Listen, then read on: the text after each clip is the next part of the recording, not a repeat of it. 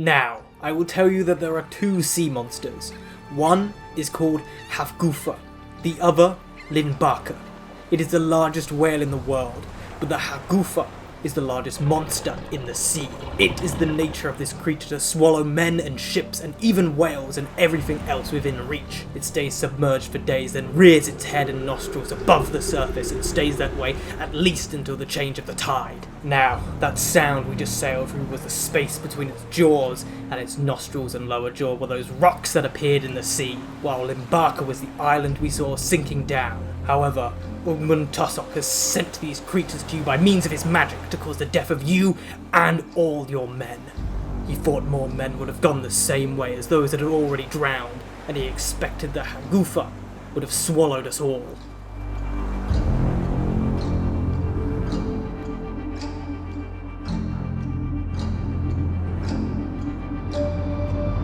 It's the 1250s and you're a Scandi captain travelling to Iceland. The journey is long and you're cold, which is your fault for living in a terrible hemisphere. Suddenly, out of nowhere, you're attacked by a giant octopus or crab or lobster. It's a bit confusing. Honestly, I think that's fair because, oh god, you're already dead because that thing's eaten your boat.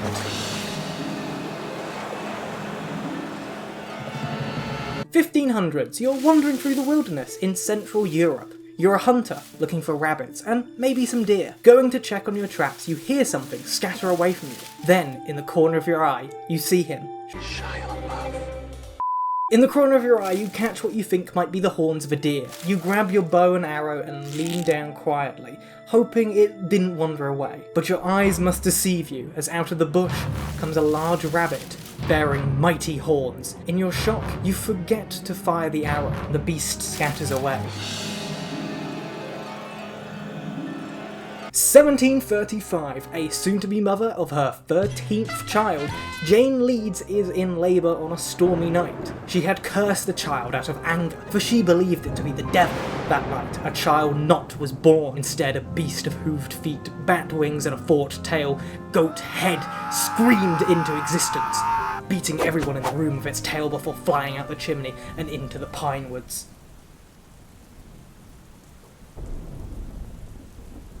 Which, with that combination of animals, means that must have been one hell of an ordeal. 1898, British ethnologist and folklorist Charles Hill Trout speaks to members of the Nalaka-Pamux tribe in British Columbia. They tell of an old story of a creature, the benign face one, a wild man, a large being that would eat from the wild and shake down trees, a story that has similarities to many of the other stories all over the Washington state. A large, hairy, humanoid tribe wandering the woods. But what they eat differs. In some, it's oysters. In others, human.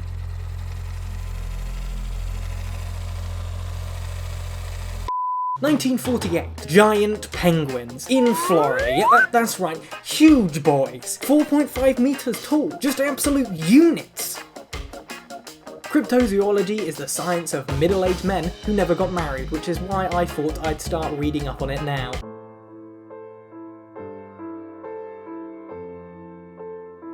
Academics say that cryptozoology isn't a real science. Some kind of pseudo-science. I mean, what is science anyway? A system of organised knowledge and predictions using the scientific method, an empirical way of acquiring knowledge using careful observations and skepticism with repeatable experimentation.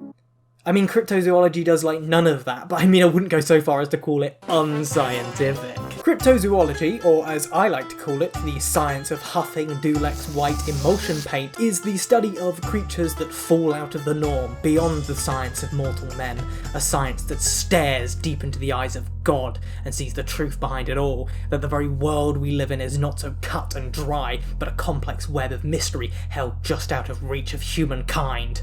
Also called proving creatures from folklore exist. Most people will recognise the things cryptozoologists study, or as they are known, cryptids, which is just a sciencey way of saying monsters, because cryptozoologists are monster hunters LARPing as scientists. Bigfoot, the Loch Ness Monster, Chupacabra, your mum, all of them count under folklore, but there are also some recent additions. Bigfoot, for example, is probably one of the older ones, which stems from rumours in 1840 and partially inspired by Native American folklore of cannibal tribes in the hills. El Chupacabra, on the other hand, comes from 1995. The Chupacabra is only 4 years older than me. Not sure how to feel about that one, but it's about 25 years older than you because you're babies. But there has to be a limit to how crazy this can get, right? Not all folklore can be cryptid. You would be sort of right. It depends on the crazy person you're talking to, but not all beings are cryptids. The ones that get the most attention from cryptozoologists are creatures that,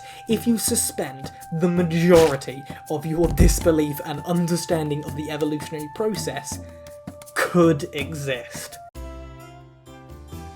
The folklore record includes beings such as the dandy devil dogs of Devon, which includes too much alliteration to be real. Basically, a drunk vicar was off hunting, ran out of booze, so the devil appeared and offered him some great booze. So I don't know, probably like a Cointreau or something, or like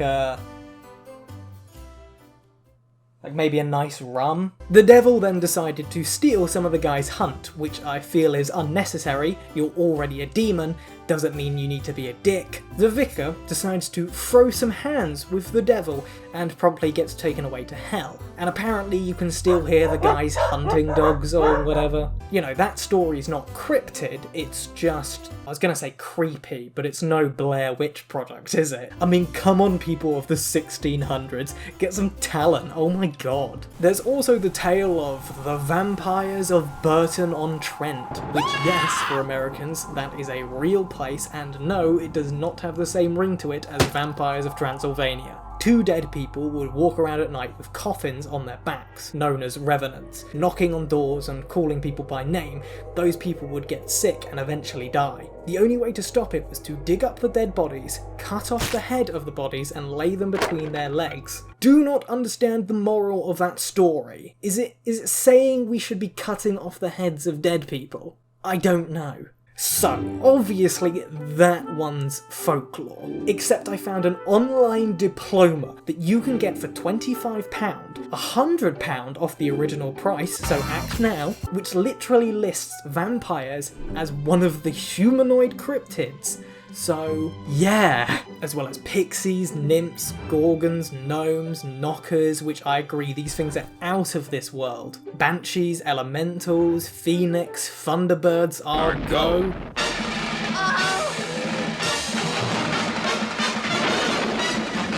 If you guys show some support on this video, I'd totally be up for getting the diploma in cryptozoology for another video. Share this video, give it a like, you know you want to. Because it's going to cost me 25 quid and I want to make it worth it. But imagine having a cryptozoology diploma on my wall. Do you know how much I would show that off? So yeah, basically any crazy idea you have is a cryptid. There's no real hard limit, I guess. 1959 is the year things really heat up for cryptozoology, as it's the year the term itself was coined. It was also the year the revolution in Cuba succeeded. Coincidence? I think not. Cryptozoology is said to originate from the works of Bernard Huysman and Ivan Sanderson, both formerly trained as zoologists and have many books to their name. Ivan Sanderson became famous early on in his life after claiming he was attacked by Olitiau, a big-ass bat. Ivan appeared on TV and radio often as a regular old zoologist and naturalist, even appearing in the world's first regularly scheduled colour TV show, The World Is Yours. So a fairly normal life with a dash of insanity. Kind of what you want, I stand that, you know, I respect that. Ivan Sanderson wrote a book on the abominable snowmen and how they were actually located on all continents. I will now read you a quote from a review. Unfortunately, the author's concept of what constitutes scientific evidence will scarcely be accepted by most scientists. His standards are unbelievably low, which I think is just rude. His standards are not low, they're desperate. He also founded the Society of the Investigation of the Unexplained, which did so much important work that it doesn't even have a Wikipedia page. They investigated cryptids and would show their findings to a board of scientists. They also investigated entombed frogs, which are the most ridiculously faked things ever. It's a frog in a rock. That's it.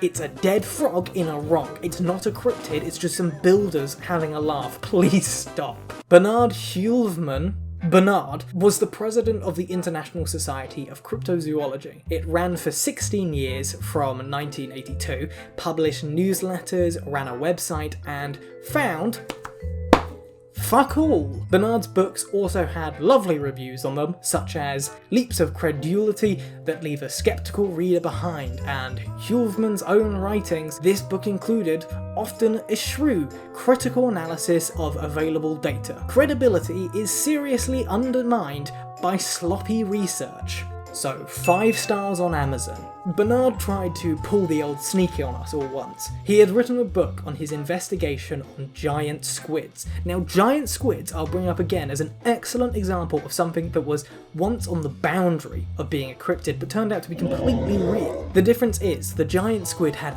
actual evidence supporting its claims of existing. Also, it wasn't a gnome or a goblin, so within the realms of reality. The book on giant squids has some credibility because of this. So he took some of the pages out of that book and inserted them with what I assume was the tact of wood glue and duct tape into a book about sea serpents. See guys, I'm not crazy. There's some real science in here too. The cryptozoology groups will often try things like this, including parading around the very, very few of them with actual backgrounds in science, such as Roy Mackall, who had a PhD in biology. That does not mean he had a background in exotic animals. Biology is kind of a big subject. It's kind of like when you see all those cults that get started by lawyers and doctors. He's a paediatrician, for Pete's sake. The Kool-Aid will not make you see God. Hey babes, and welcome to the Bigfoot Sighting Resort Hotel. Day or night, you are free to explore the forests around and search for Bigfoot. Make sure you got your camera on you. Now for the safety warnings, come check out our little Bigfoot sign over here. Warning guys, Bigfoot is about... There are bears. This sign is warning about the very real threat of bears. but you might see Bigfoot. But a bear will kill you, okay? I can prove that there are bears in the forest. I've got pictures, videos, bear poop. I have so many videos. Too many videos of bears. But you might see Bigfoot, so it's all good. Please take a gun. It's not for Bigfoot, it's for the much more likely to find bears. Anyway, enjoy looking for Bigfoot, and also we are not liable for your death. I'm also legally obligated to say, if you do see Bigfoot, run, because it's probably a bear.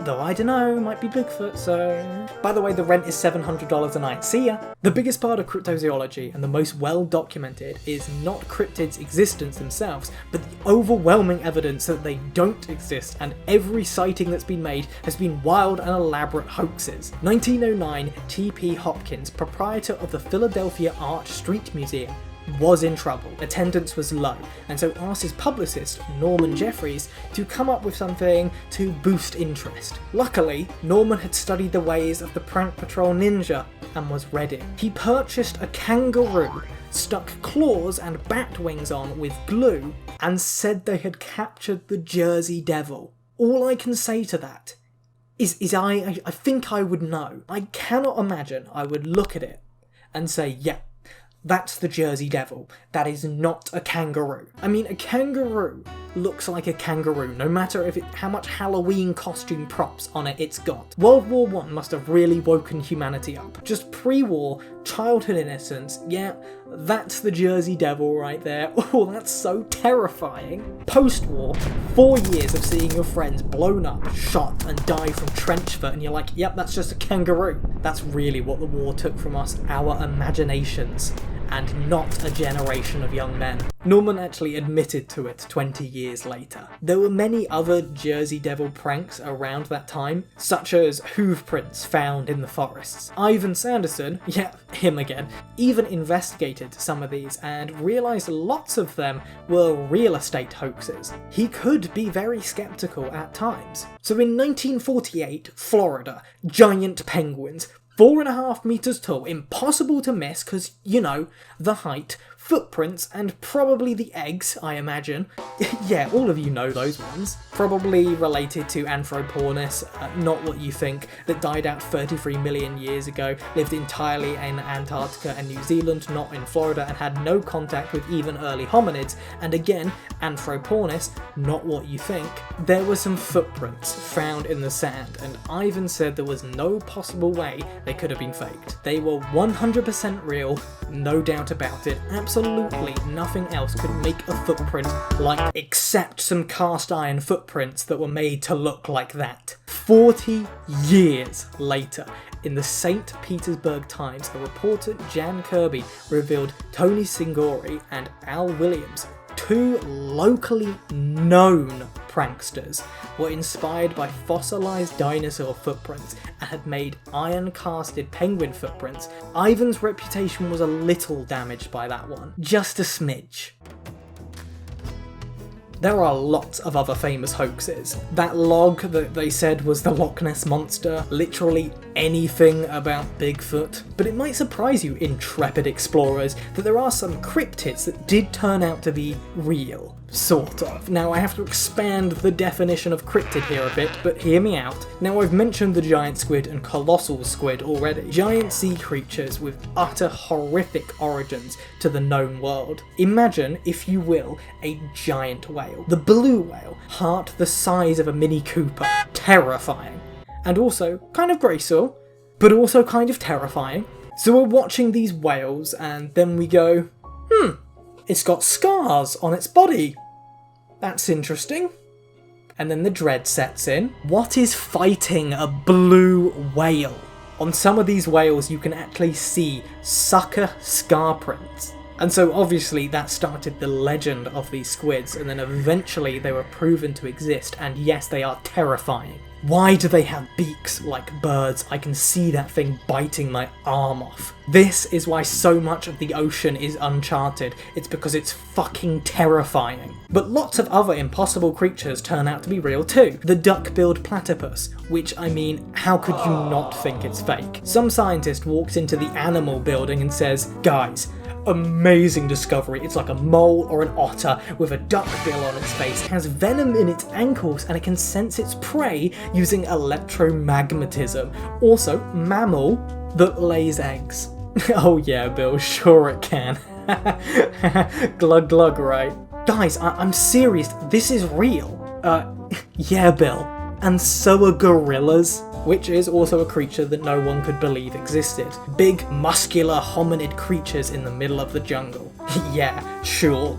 A creature I referenced at the start, the jackalopes, horned rabbits, are also like these creatures. Now, the idea of a rabbit having full antlers is credited back to Douglas Hendrick and his brother, who were hunters and taxidermists. Douglas had said that he threw a rabbit into the back of his truck and it landed on top of some antlers, and he just had the idea. They sold this fake head to a hotel and it quickly became a very popular item to have. You can find them in many hotels and bars in America nowadays. There are drawings from back in the 15th, 16th century of rabbits with horns like unicorns, and later some with deer horns. Now, there's no real way to know this, but it's possible a lot of these stories were inspired by a virus called the Shopilomora virus. I outright refuse to show you a picture of what this does to rabbits because it made me very upset, but you can look it up yourself. But this virus produces tumours that appear mostly out of a rabbit's head. They can often be shaped quite like horns. They're not small tumours either. These can be as long or even longer than the rabbit's own ears. So if the tumour appeared to come out the top of the rabbit's head, you can kind of see how they would mistake that for a horned rabbit. Some species are just unbelievable, and only those willing to explore and bring back proof of these fascinating creatures will be able to further our understanding of the natural world, bring forward our knowledge on how we and the world around us evolve, and what nature itself can teach us about bettering our lives and move us into the future. Lucky for us, we're destroying the rainforest pretty quick, so we won't have to bother with any of that for you. Alright babes, thank you for watching. I hope you enjoyed this video on cryptids. I really enjoyed researching it. Cryptids are super interesting. I would love to make more videos on cryptids, so if you guys actually enjoyed it, please give it a like, give it a comment, and subscribe if you're new, and share this video around. Please just send it to everyone you think might be interested. Send it to people you don't think would be interested, just to annoy them. Just annoy people with it. Be a real dick. But seriously, thank you for supporting this video, for watching it all to this point. If you want updates about the channel or just me, I have a Twitter, I have an Instagram, and I have a Discord. All those links will be in the description. If you also want to support the channel, I have a Patreon and an OnlyFans. If you feel like you can support them and would like to, go ahead. I'd really appreciate it. And just an update on the OnlyFans, I have actually started getting way back into it, so you know, expect further content on that. The price is still reduced to $9.99 a month, so do with that what you will. Also, I'd like to thank Frankie Yu for sending me a t-shirt and a nice necklace, also an entire bar of chocolate I ate in a day. It was very nice. If you want to send anything else, the PO box is down in the description. I would really appreciate it. Thank you babes for watching, and I will see you next time.